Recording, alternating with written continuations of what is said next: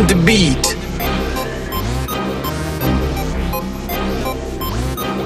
Yo guys, what's up? My name is Brandon. We have Brent and Desiree on the scene, and you might not have seen me through the weeks. Had some stuff going on in the personal life, but we're back now, better than ever. Alright, so this week is kinda like I wouldn't say a heavy topic, but more like a kinda important topic, especially for the younger people like me, Desiree, and well, Brent to a degree as well. Not that calling you old Brent, sorry. I don't know if that come out disrespectful, but yeah. When I seen you again, they say? When I seen you again? Because boy, oh boy, oh boy. But you see you are doing this, you see you are doing this. What can I say on the beatboxing match? Me versus Brent, you never know. Alright, this topic that we're doing this week is mental health or emotional instability in youth. So, I write down a few questions and stuff just to get me feel around for what the cast of Honey Beat says. And if you all have any kind of, grievances, or if you all have any kind of topics you all want us to talk about, remember, leave it in the comments. You can comment on the Instagram post. And Brent, are we on Spotify? Yes, we are, I believe. Yeah. Right. I don't know if you could comment on Spotify, but you could do that as well. Let us know.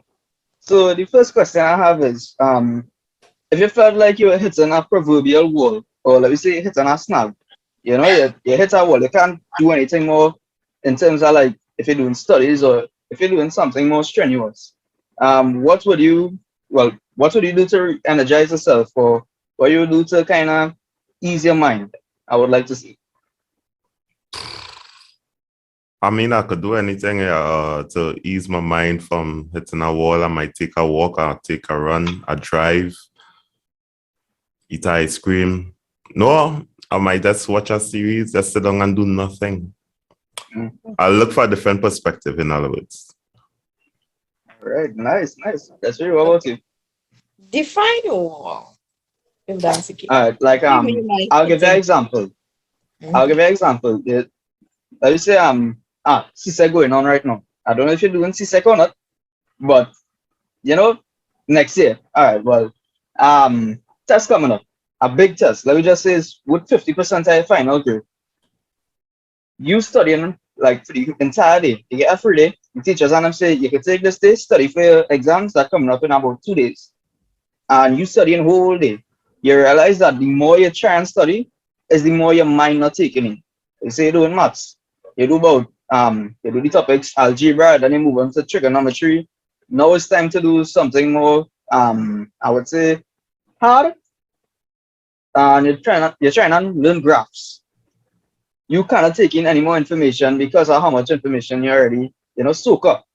What you would do to move away from, or what you would do to ease your mind, or to take a break, per se? Taking a break. It kind of depends on how I'm feeling. If I'm feeling tired, I'll go and sleep.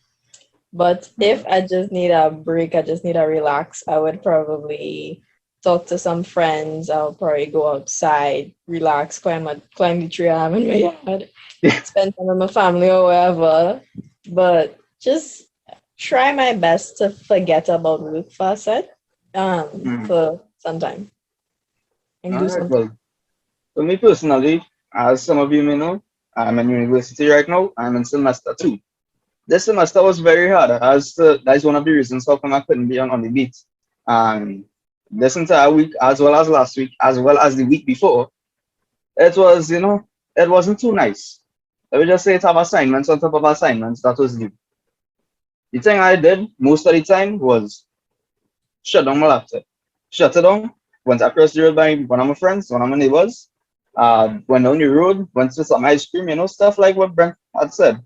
But I'm still trying to keep a kind of mindset. Like, all right, I have this to do, I have that to do, I have the other to do. But it's not on the front of my mind per se. It's not burdening me. I'm not thinking about it 24/7. I'm still having fun, but I still know that I have stuff to do. So, that if you all do that, yeah. All right, now moving on to the next question. Do you feel like, wait, hold on, I can't read. Do you feel like you have the opportunity to express your feelings to anyone in particular without being judged? From experience, Yes, I do feel like if I could let myself be known to personally to people, but it's kind of like these select few would either listen or would help or give advice. That's how I feel. You select few. Mm-hmm.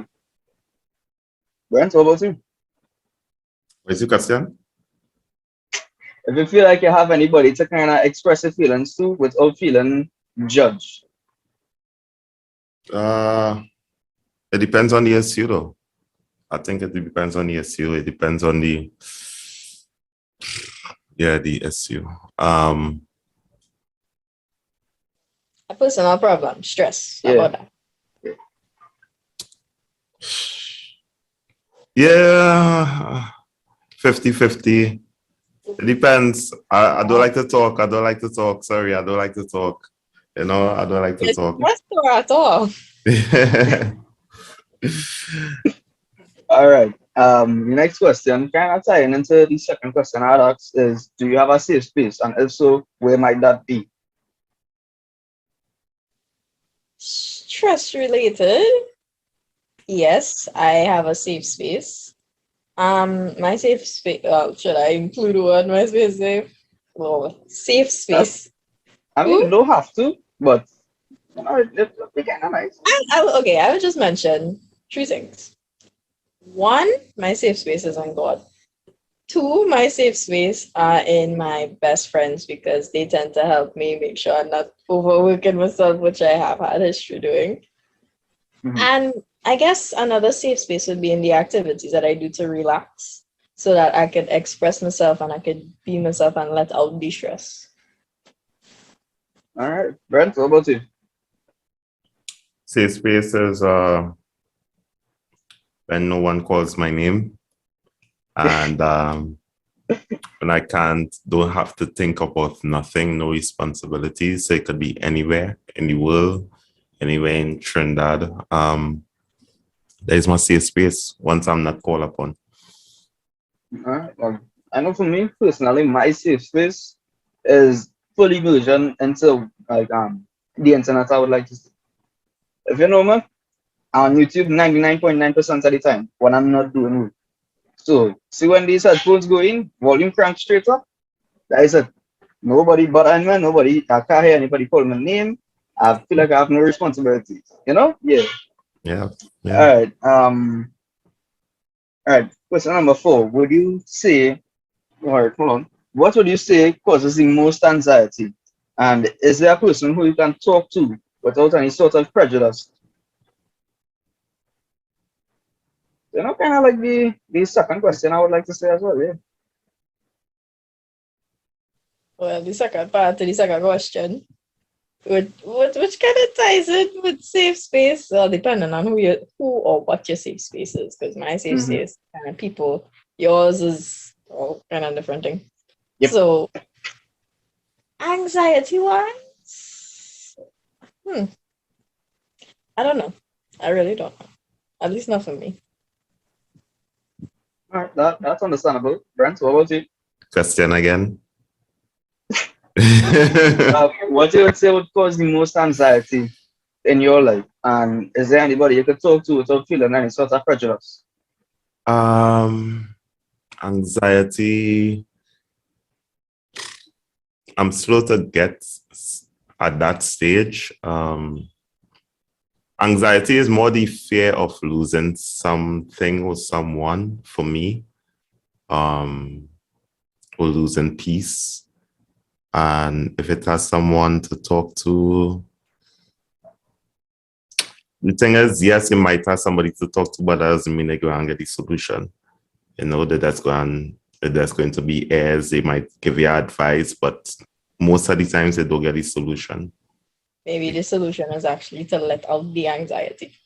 Yeah, and then True. too at that time by then I think I get anxious when I realize that there is no solution.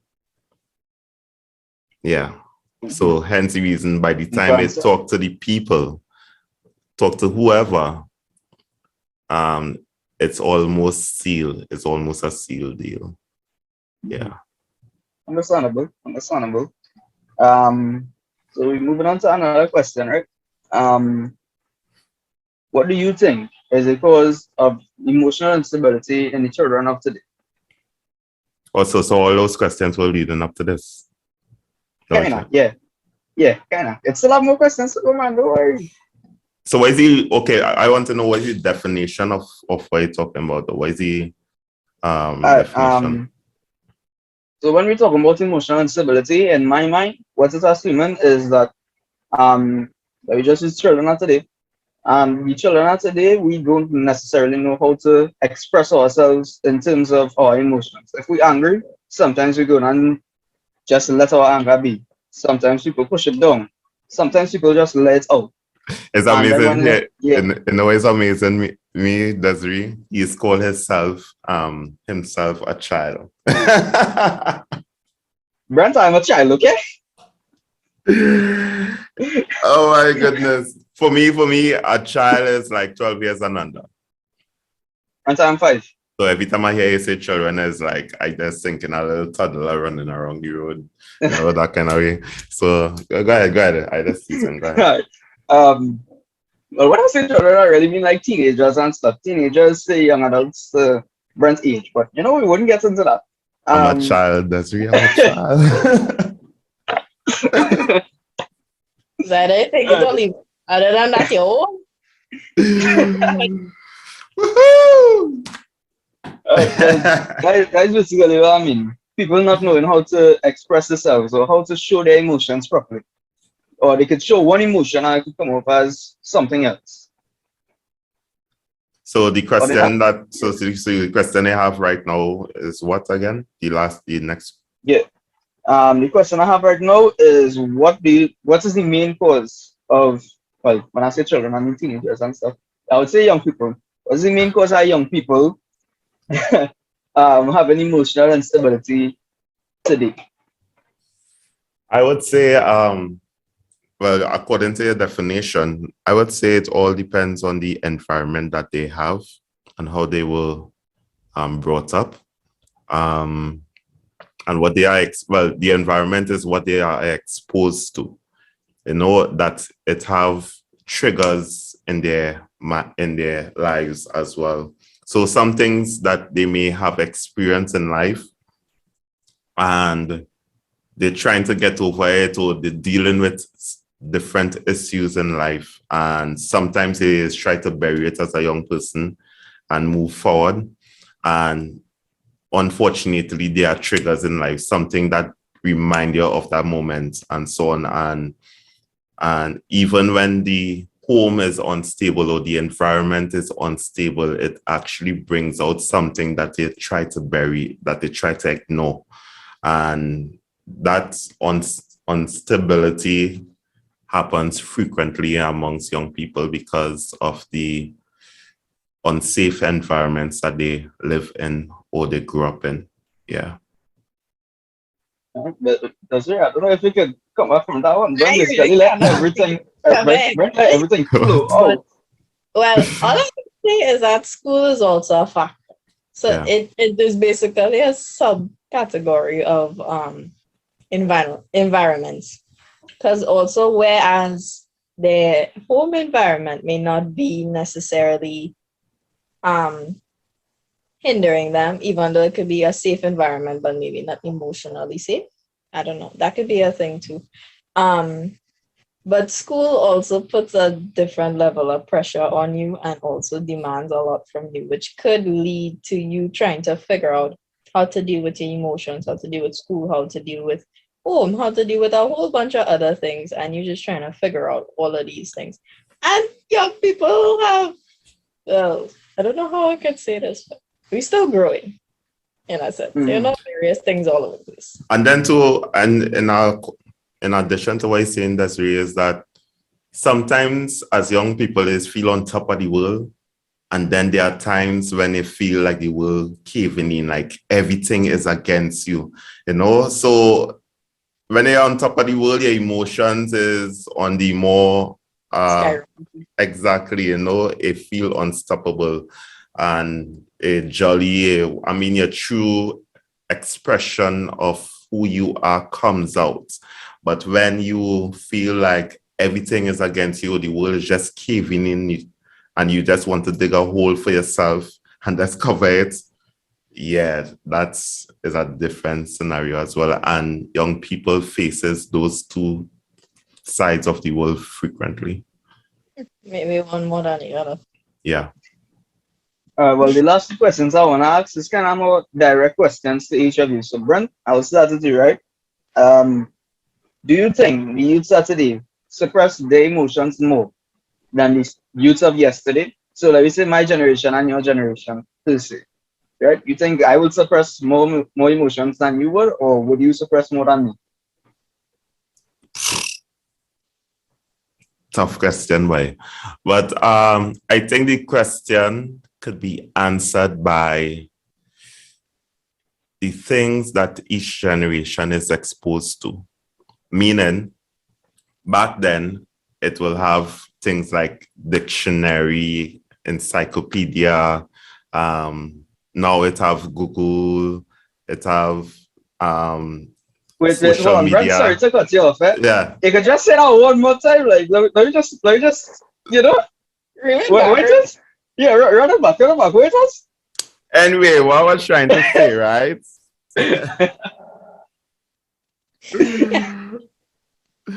What I was trying to say, right, is that back then young people were made to self-express themselves, right? They didn't have anything to depend on. They had to create for their own self. That's why back then it has so many inventions, right? Because of the fact that they had to find solutions to their issues. And they were grown up as independents. They had to learn how to cook from a young age, how to take care of their little brother or their little sister and all those sort of stuff. So I would say they wouldn't be more open, but they will be more intelligent to solve their own issues. So they won't open up about it, but they will know how to deal with it.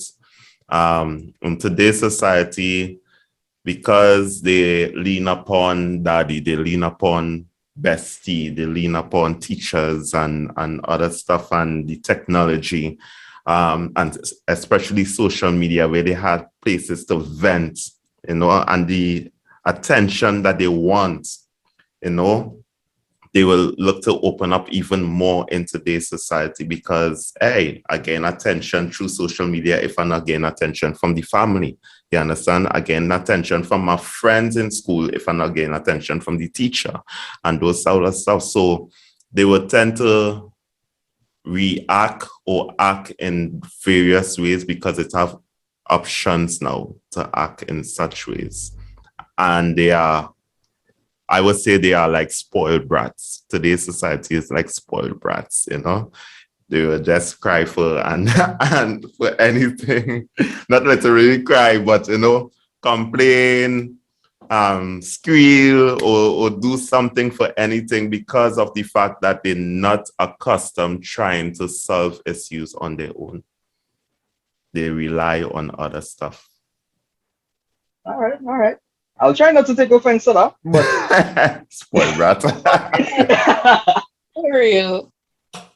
All right, and Desiree, this question is directed to you. Mm-hmm. How much does English hard language children? How much does peer pressure play on the mental health and emotional instability of young people? So does peer pressure influence your decisions? Do you think that you just do stuff that you're not comfortable doing by yourself because of how you have your friends there probably shouting at it? Yeah, Desiree, I could do it, and So peer pressure wise, okay, Mhm. I put myself in a situation here because I don't Yeah. think I would not say that I've been peer pressure before. I may be a little too hard headed to be peer pressure. I don't know, but if I were to put myself in that situation, I would listen to other people because you see, as Brent say, one thing that Brent is true about, other than spoiled rats, is that is that we tend to depend on people, and we do. It's a human trait to crave attention, but as Brent said, this generation actually gets the attention from a lot of different places.